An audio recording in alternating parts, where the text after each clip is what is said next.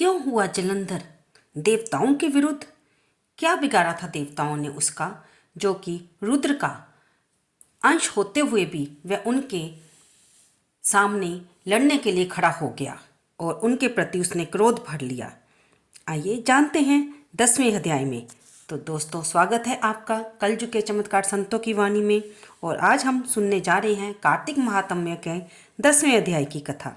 नारद जी बोले, जो राक्षस पहले देवताओं के डर से पाताल में चले गए थे, वे भी जलंधर के आश्रय में आकर पृथ्वी पर रहने लगे।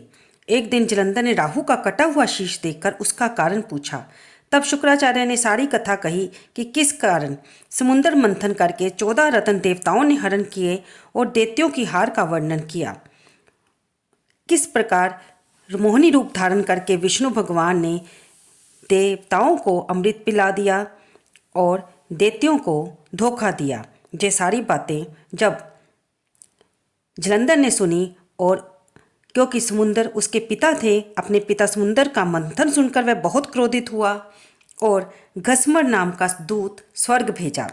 उस घसमर नाम के दूत ने इंद्र की सभा में जाकर कहा, मैं संपूर्ण दैत्यों के स्वामी जलंधर का दूत हूँ। उन्होंने कहा है कि तुमने उनके पिता का मंथन करके जो रत्न प्राप्त किए हैं उन्हें हमें शीघ्र वापस कर दो। तब इतना सुनकर इंद्र क्रोधित हो उठे और उन्होंने कहा कि हे दूत, सागर ने मेरे शत्रु पर्वत को तथा बहुत से दैत्यों को अपने अंदर छुपा लिया था।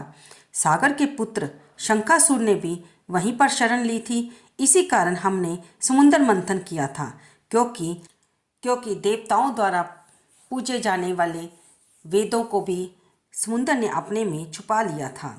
जब दूत ने ये सब समाचार जलंधर को सुनाया, तब क्रोध से कांपता हुआ जलंधर देवताओं को जीतने का विचार करने लगा।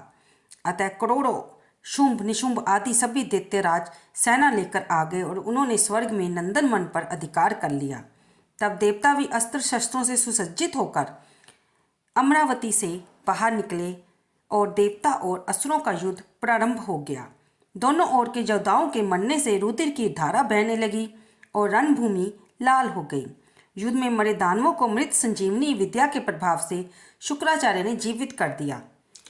तब द्रोणाचार्य पर्वत की दिव्य औषधि द्वारा बृहस्पति भी मरे हुए देवताओं को पुनः जीवित कर रहे थे, जिसे देखकर जलंधर ने शुक्राचार्य से पूछा कि हमारे द्वारा मारे हुए देवता फिर जीवित कैसे होगी?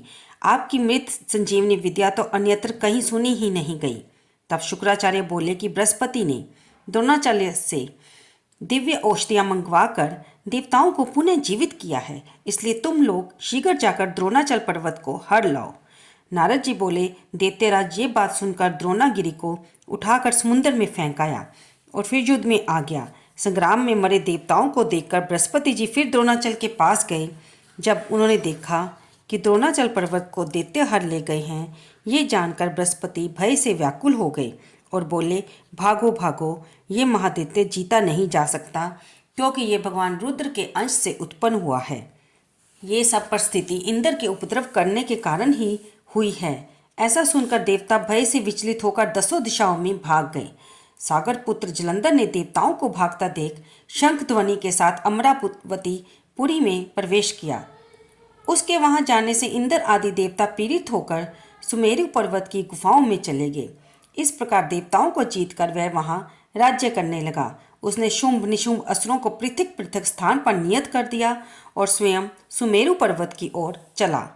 तो दोस्तों, यहाँ पर कार्तिक महात्म्य का 10वां अध्याय भी समाप्त होता है। इति कार्तिक महात्म्य 10वां अध्याय।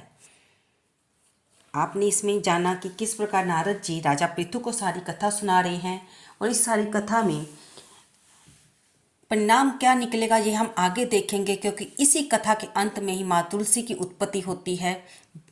जलंधर जो कि भगवान रुद्र के द्वारा उत्पन्न हुआ था, उनके अंश से, उनकी क्रोध की अग्नि से उत्पन्न हुआ था, उसका विनाश कैसे होता है, कैसे माँ वृंदा का अस्तित्व भंग होता है, ये हम सब आगे की कथा में सुनेंगे। इसलिए आप हमारे चैनल पर हमारे साथ बने रहिए और कमेंट बॉक्स में जय विष्णु भगवान लिखना ना भूलें। धन्यवाद दोस्तों।